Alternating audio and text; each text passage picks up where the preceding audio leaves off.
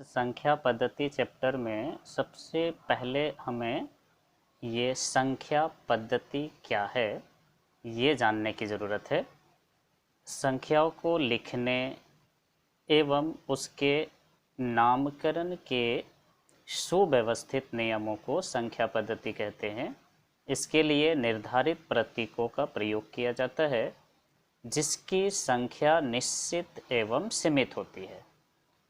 इन प्रतीकों को विभिन्न प्रकार से व्यवस्थित करके भिन्न भिन्न संख्याएं निरूपित की जाती है। जैसे दशमलव पद्धति एक है और उसमें आपको ये जानना है कि ये दशमलव पद्धति लिखने के लिए हम क्या करते हैं और ये है क्या।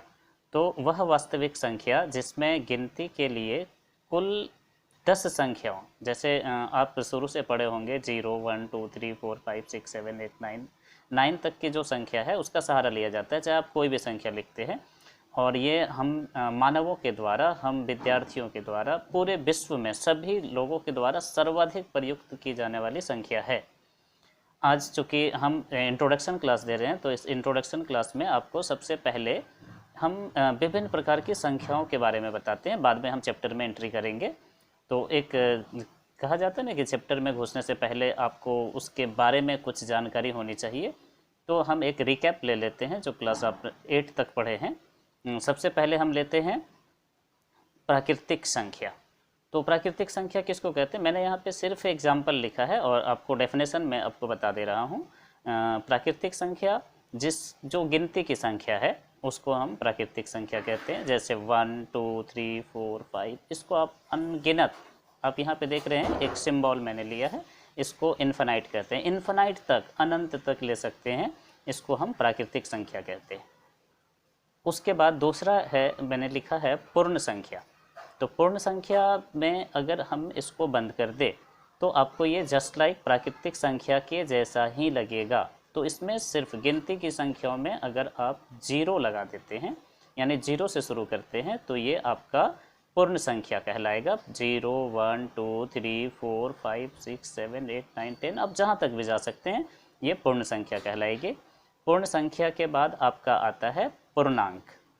तो पूर्णांक नाम से ही क्लियर है, जो अंक पूर्ण हो उसको हम पूर्णांक कहते हैं। इसमें आपका ऋणात्मक संख्या भी आएगा, शून्य भी आएगा और धनात्मक संख्या भी आएगा।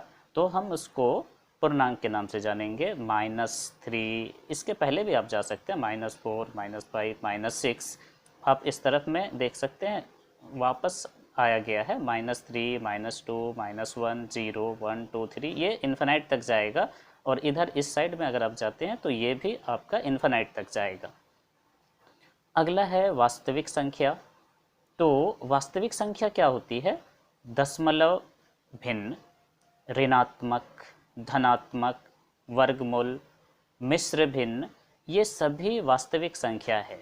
जैसे आप यहाँ पे देख सकते हैं 3/4, 1/2, -10, 3.5 etc। इसके अलावा और भी बहुत संख्या है। ये बात समझना कि मैंने जो लिखा है 3/4, 1/2, -10, 3.5, इसको याद करना है। ये याद करने की ज़रूरत नहीं, आपको ये समझना है कि दशमलव में जो संख्या हो, दशमलव भिन्न में जो हो, जो संख्या ऋणात्मक या धनात्मक वर्गमूल में हो, सभी संख्याओं को हम वास्तविक संख्या के नाम से जानते हैं। और इसकी चर्चा हम कुछ अगला एक आगे जब बढ़ेंगे तो वहाँ पर भी विस्तृत रूप से करेंगे, जो क्लास 9th में इस्तेमाल होने वाला है।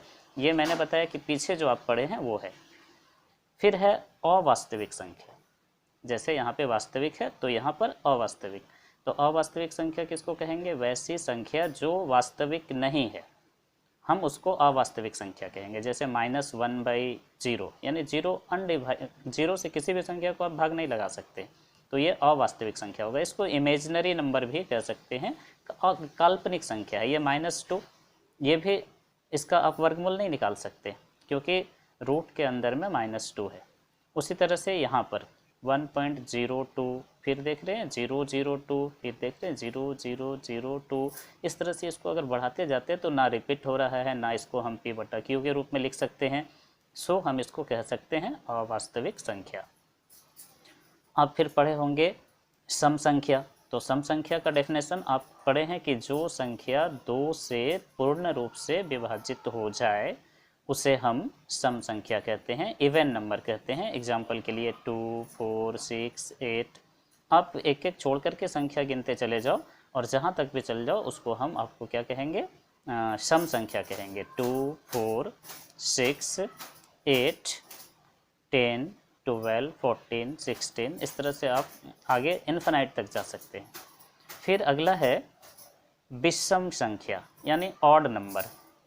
तो ऑड नंबर जो संख्या 2 से पूर्ण रूप से विभाजित नहीं होती है उसको हम विषम संख्या कहेंगे। 1, 3, 5, 7, आगे और चला जाएंगे, लिख सकते हैं 9, 11, 13, 15, इस तरह से आप जहाँ तक भी आप ट्राई करना घर में कि विषम संख्या, ताकि आपको बाद में कोई परेशानी नहीं हो। और मैं थोड़ा सा आगे चलता हूँ, चूँकि मैंने पहले से लिख के इसलिए रखा कि आपका चूँकि वीडियो बना करके देना था और मेरे पास अभी फ़िलहाल बोर्ड के पास मैं नहीं हूँ, तो मैंने कॉपी में लिखा था और लगा कि कॉपी में एग्जाम्पल के साथ अगर समझाऊंगा तो शायद आपको समझने में सुविधा होगी। अगला है भाज्य संख्या। भाज्य संख्या मतलब डिविजिबल नंबर, वैसा संख्या जिसको भाग दिया जा सके। आप ऐसे पढ़े होंगे लेकिन थोड़ा सा इसको हम इस तरह से पढ़ेंगे कि वैसी संख्याएं जिसके गुणनखंडों की संख्या, जिसके गुणनखंडों की संख्या 2 या 2 से अधिक हो, यानी 3 हो, 4 हो, 5 हो, 6 हो, उसको हम भाज्य संख्या कहेंगे। जैसे 4 है यहाँ पे लिखे हैं, तो 4 जो है वो 1 से भी कटता है, 2 से भी कटता है और 4 से भी कटता है। तो यहाँ इसके गुणनखंडों की संख्या एटलीस्ट 3 है, हम इसको भाज्य संख्या कहेंगे। उसी तरह से आपका यहाँ पे 6 है, तो ये 1 से कटता है, 2 से कटता है, 3 से कटता है और 6 से कटता है। तो ये भी यहाँ पे गुणनखंडों की संख्या इसकी कितनी है, 4 है, तो इसको हम भाज्य संख्या कहेंगे।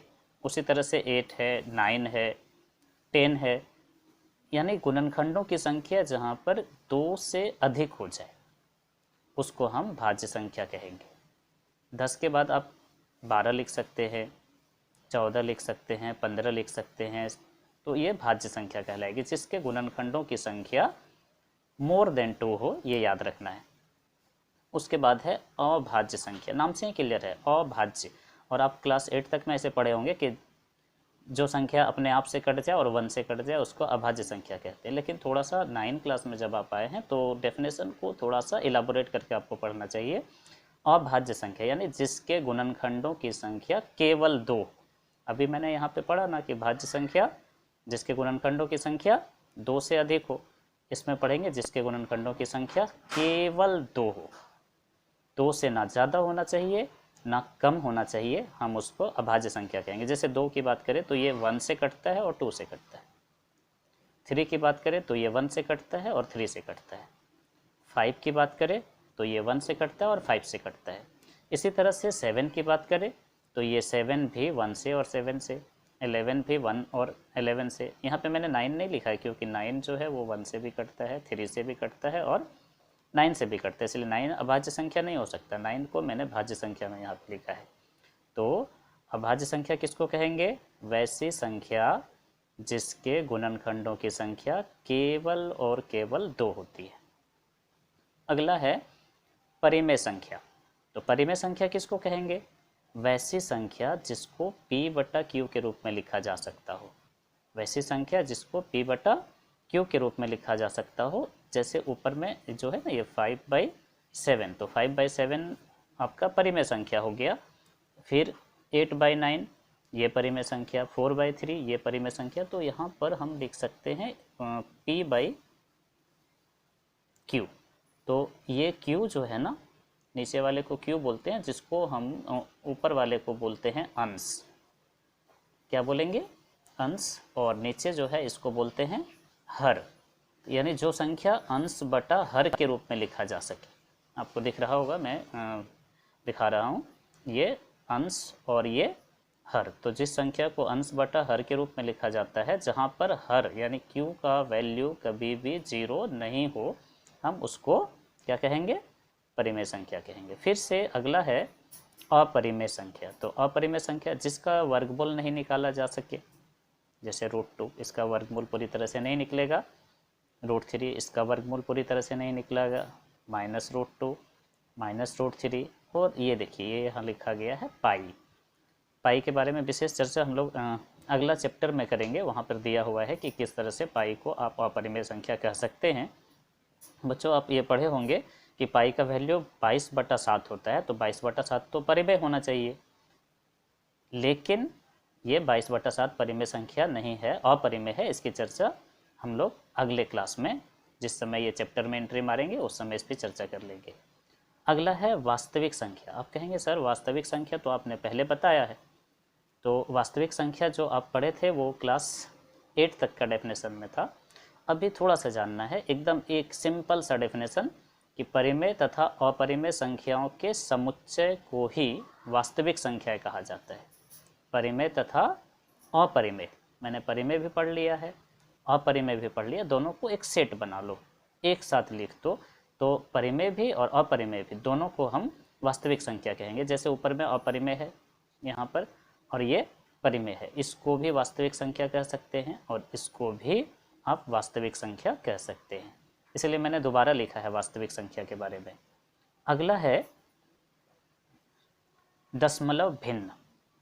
तो दशमलव भिन्न वैसी संख्या दशमलव भिन्न कहलाती है जिसका हर या तो 10 हो, या तो 100 हो, या तो 1000 हो, या 10,000 हो। यानी ज़रूरी नहीं है कि 10,000 पे ख़त्म हो जाएगा, 10,000 से आगे भी जा सकते हैं। तो हम इसको डेफिनेशन के रूप में ऐसे जानेंगे, वैसी संख्या या वैसा भिन्न जिसका हर 10 हो या 10 का घात हो, हम उसको दशमलव भिन्न के नाम से जानते हैं।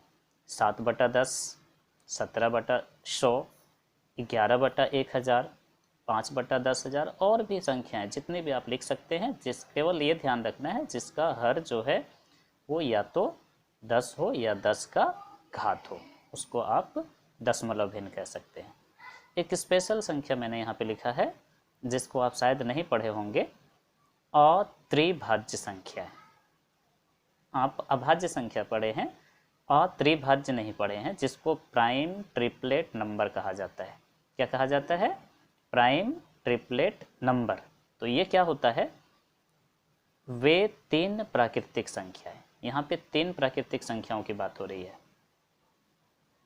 तो वे 3 प्राकृतिक संख्याएं जिनका महत्तम, महत्तम मीन्स HCF, महत्तम समापवर्तक HCF, आपको HCF निकालने आता होगा, क्लास 8 में पढ़े होंगे।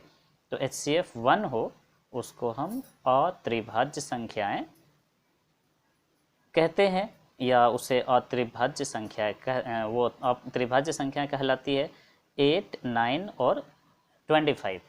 एक बड़ा अच्छा यहाँ पे एक एग्जाम्पल है, 8, 9 और 25। इसका आपको HCF निकालना है।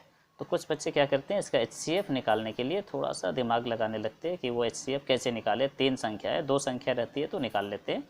तो कुछ भी नहीं करना है, 8 का आप प्राइम फैक्टराइजेशन कर लो, 9 का आप प्राइम फैक्टराइजेशन कर लो और 25 का प्राइम फैक्टराइजेशन कर लो, और सबका कॉमन देख लो कि कॉमन संख्याएं कौन सी आ रही है। आप देखना कि जैसे 8 का आप जब प्राइम फैक्टराइजेशन करेंगे तो ये आएगा 1, 2 और 4। फिर 9 का जब करेंगे तो इसका आएगा 1 और 3, और 25 का जब करेंगे तो आएगा 1 और 5। तो देख रहे हैं कि इसमें जो आप संख्या मैंने जो अभी बोला, लिखा नहीं यहाँ पर चूँकि जगह थोड़ा सा कम है, तो सबका कॉमन जो है 1 आएगा और 1 HCF हो जाएगा।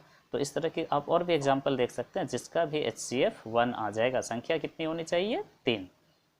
3 संख्या ले लीजिए, उसका HCF अगर 1 आ जाएगा तो वो संख्या आपका कहलाएगा अत्रिभाज्य संख्या है।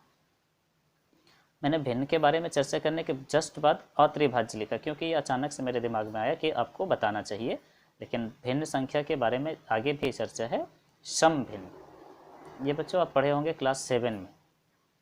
सम भिन्न तो वैसी भिन्न संख्या या वैसी परिमेय संख्या जिसका अंश छोटा हो और हर बड़ा हो। जिसका अंश छोटा हो और हर बड़ा हो उसको समभिन्न कहते हैं। जैसे 3/5, यहाँ देख रहे हैं ना, अंश 3 है और हर 5 है, 5 बड़ा है। यहाँ पर 5/7, यहाँ पर भी हर बड़ा है। 6/11, यहाँ पर भी हर बड़ा है, अंश छोटा है। 17/19, यहाँ पर भी हर बड़ा है और अंश छोटा है। तो इस तरह का जितना भी आप क्वेश्चन देखेंगे, ज़रूरी नहीं है कि मैंने सब में प्लस प्लस प्लस लिखा है, आप माइनस वाले भी कोई संख्या ले लेंगे केवल ये ध्यान रखना है कि अंश छोटा होना चाहिए और हर बड़ा होना चाहिए। तो इस तरह के जो भी परिमेय संख्या आएगा, जो भी भिन्न संख्या आएगा, हम उसको समभिन्न कहेंगे। अगला है विषम भिन्न। तो विषम भिन्न में जस्ट उसका उदाहरण उल्टा ले लेना है, जिसका हर छोटा हो और अंश बड़ा हो, जिसका हर छोटा हो अंश बड़ा हो, हर छोटा हो अंश बड़ा हो, हम उसको विषम भिन्न कहेंगे। और मिश्र भिन्न, तो मिश्र भिन्न बहुत बार हमने देखा है कि कुछ बच्चे लिख देते हैं कोई भी संख्या। यहाँ पे देखो मिश्र भिन्न में क्या होता है, पूर्ण संख्या। ये 5 जो आपको दिख रहा है 5 है पूर्ण संख्या, और 2/7 जो है ये है सम भिन्न। तो पूर्ण संख्या और सम भिन्न के मिश्रण को हम मिश्र भिन्न कहेंगे। पूर्ण संख्या और सम भिन्न के मिश्रण को, पूर्ण संख्या और सम भिन्न के मिश्रण को हम मिश्र भिन्न कहेंगे। कुछ बच्चे क्या करते हैं, यहाँ पूर्ण संख्या तो लिखते हैं लेकिन यहाँ पर विषम भिन्न लिख देते हैं, तो वो आपका गलत हो जाएगा, क्योंकि आप उसको डिवाइड करके विषम भिन्न बना सकते हैं। तो ये ध्यान रखना है। चूँकि वीडियो बहुत लंबा बन जा रहा है तो मैं आज इसको यहीं पर रखता हूँ। एक्सरसाइज में मैं अगले क्लास में चलूँगा। धन्यवाद।